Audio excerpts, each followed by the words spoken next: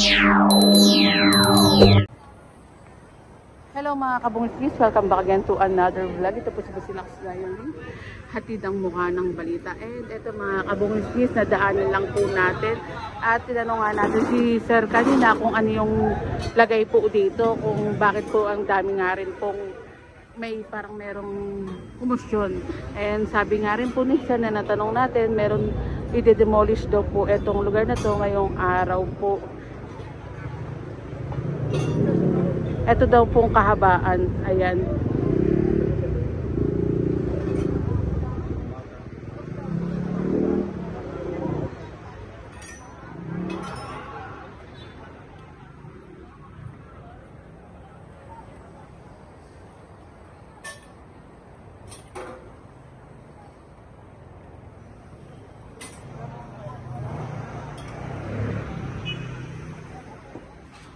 No idea pa tayo dahil sana daanan lang pa po natin ito dahil hindi ko lang alam kung anong oras po nag-start ito kung ano gaganaping demolition or usapan po regarding po dito.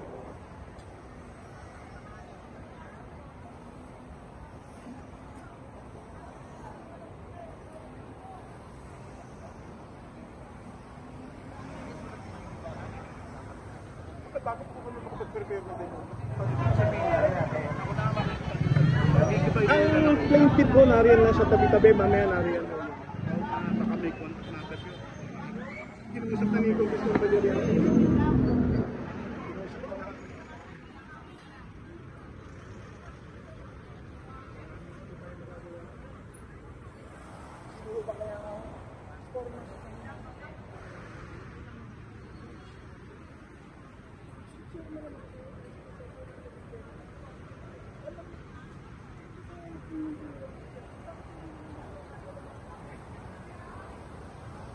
Pakirap po. Nakatayuan mo namin. Pwede lang mo kami. Sir, pwede lang mo kami mag-usap dyan.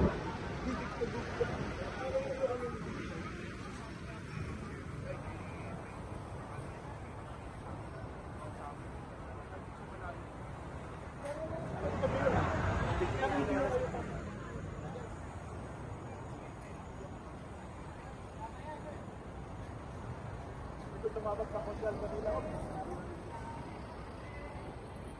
Bago pa may prepare yan, ganyan kadaming polis, oh. Ito yung nangyayari sa amin. Ministerial lang naman ang trabaho namin.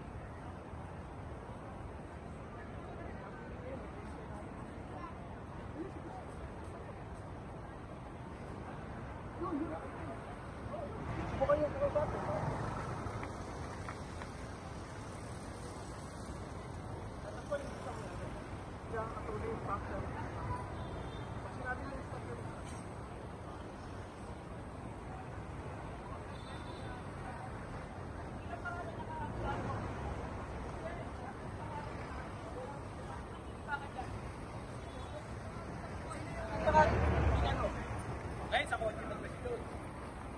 Tatlong pangalan lang nakalagay dyan eh. Hindi yun ang iba nyo.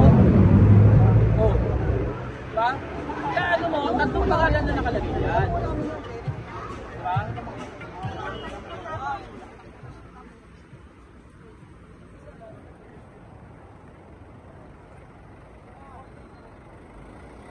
Pero yung format ngayon, kanino nakapangalan yun? Hindi, yaman na dyan. Ayaw ko akong sapin eh. Hindi ako pumasok to. Hindi ako lawyer. Pero umatin ako ng mga kaninong pangalan yung ano? Tanong mo sa lawyer. Ay, ba't may tatanong ko? Puro ka ganyan, pag ano, iiwasan ko namin ko kasi kanino. Diba? Hindi mo masagot yung tanong ko eh. Hindi ba lahat ng bahay magigibay? Hindi mo masagot yung tanong ko eh. Yung attorney. Oo. Patawag nyo nga siya to. Ay, hindi mo masagot yung tanong ko eh. Para may paliwanag sa kanya. Okay, siya na, sharing ba? Pero nakikipag-usap lang po kasi kami. Okay lang po. Lumigigibay kayo dyan, tatlong pangalan lang. Kasi nga, hindi ka nakapangalan. Sana makinig. Kapakinggan namin sa inyo lang. Hindi, sa lawyer ng PNP. Oh, sige. Sabi ko. Sige. Lawyer ng PNP. Kaya nga, ay silang naman po. Opo, neutral.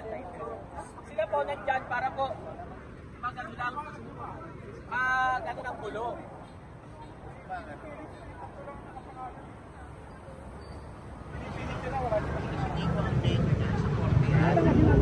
Ayaw makinig eh. Hindi, pero sir, tagulan po kasi nakapangalan. Walang mga pangalan na iba. Sino po ang gigibain niyo? Eh, paano po kung magigiba kayo ng... Ang happy niyo niya, pag nalaman. Dapat hindi, sumagot naman. Madami na ako. Meron pa nga pa kami hiling ng buwas eh. Sino pumirma ng ano? Hindi, sino pong pumirma ng sinabi nila? Pacheco. Pero, di ba, wala nang gusto niyo yun? Di ba, kakausapin nila naman, di ba? Di ba? Di ba, wala si Pacheco nun eh. Hindi mahirap. Hindi mo lang i-intindi talaga. Gusto mo, i-ano mo lang yung kailangan mo. Kung kailan pa kayo yung Gawin yung kailangan mo. hindi naman po pwede yun. Diba? Ang inaano mo, gusto mo lang ano yung trabaho mo. Diba? Sinasabi ko sa hindi ko maintindihan. Diba? Hindi ka di babayan. Diba? Ito kung change. Ano mo yung hindi ko maintindihan eh.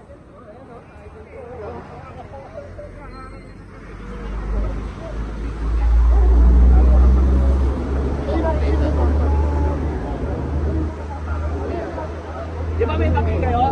Jay, di ba may papel kayo? O, yun ang gibahin nyo, yung tatlo nakapangalan. Hindi yung buko.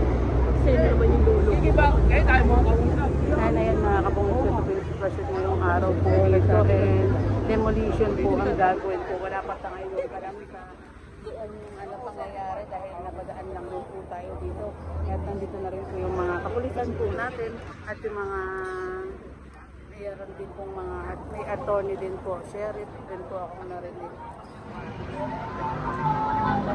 At antayin natin yung mga ganap po ngayong araw po dito. Ayan, sabi daw po sa ating natanong kanina, mahabaan daw po itong ide-demolish na lugar.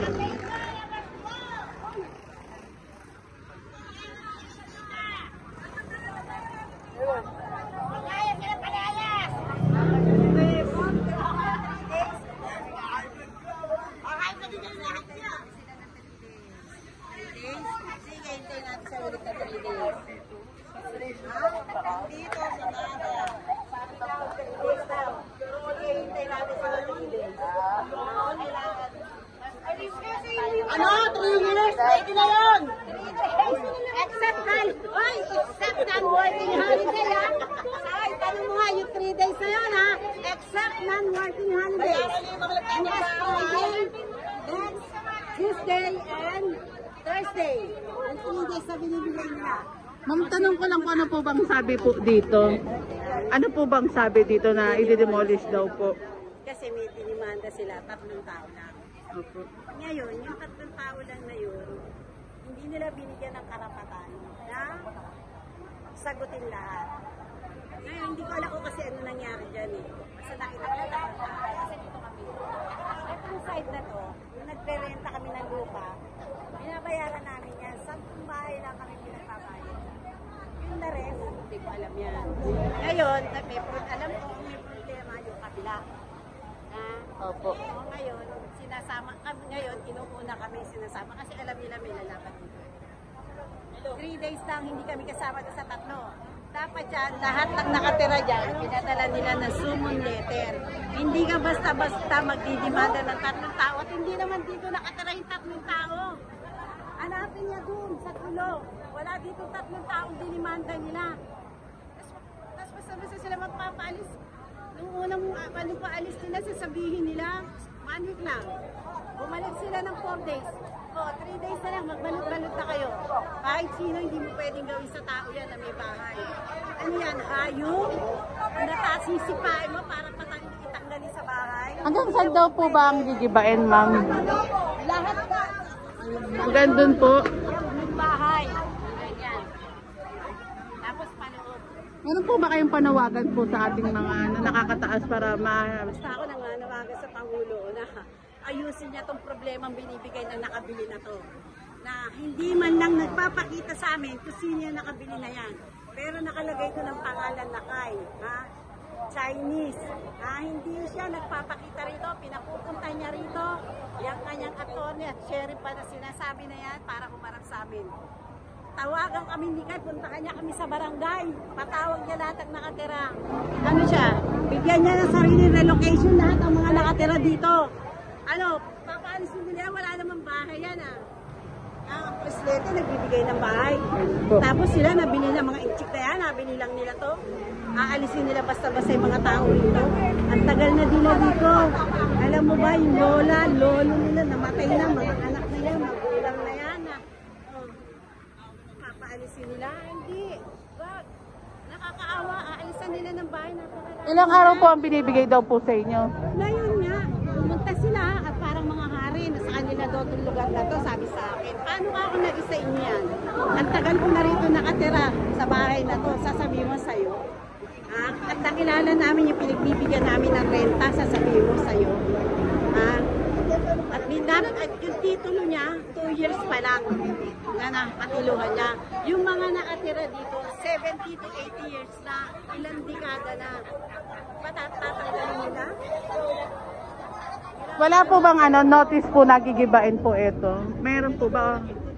Kahit pa may notice yan, Opo. sa 3 tao lang nila ibibigay. Ayun, yun. 3 tao lang. Hindi nila Sabi pwede ni ma'am. ibigay sa lahat ng bahay.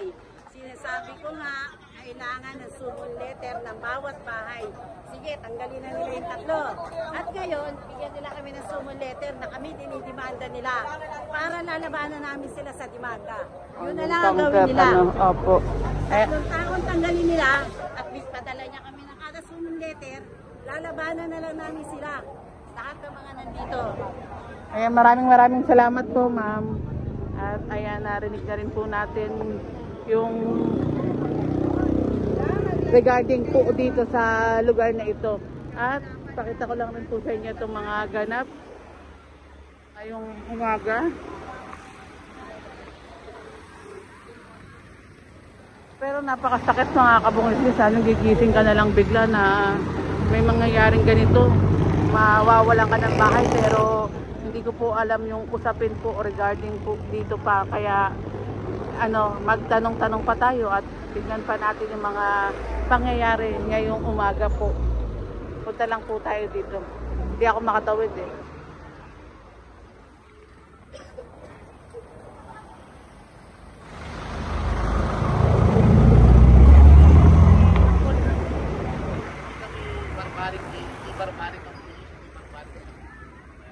Undergone due process. Yung sinasabi ko kasi, yung mga tanong mo sa kung sinabi ni Sheriff, sige, bigyan namin kayo. Pero kung ayaw niya, i-implement talaga yun. Usapin na po namin. Aha. Pero, sige ha, yung grievance nyo kasi, it is not the proper method. Usapin nyo.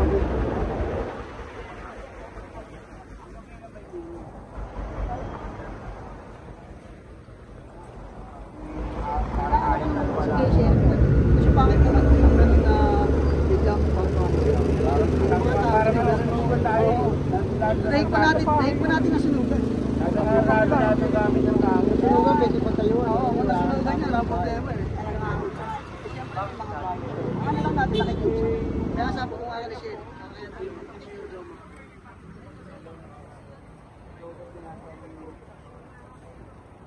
Mga kabungsis, ang hirap din naman na gigising ka sa umaga, gigising ka ngayon na wala ka ng bahay. May mga bata pa or hindi natin alam yung usapin. Kaya magpa-part 2 tayo mga kabungsis, abangan nyo yung part 2 natin. And dito ko na tinatapos ang aking part 1. Maraming salamat sa panonood. Ingat po kayo palagi and God bless us all.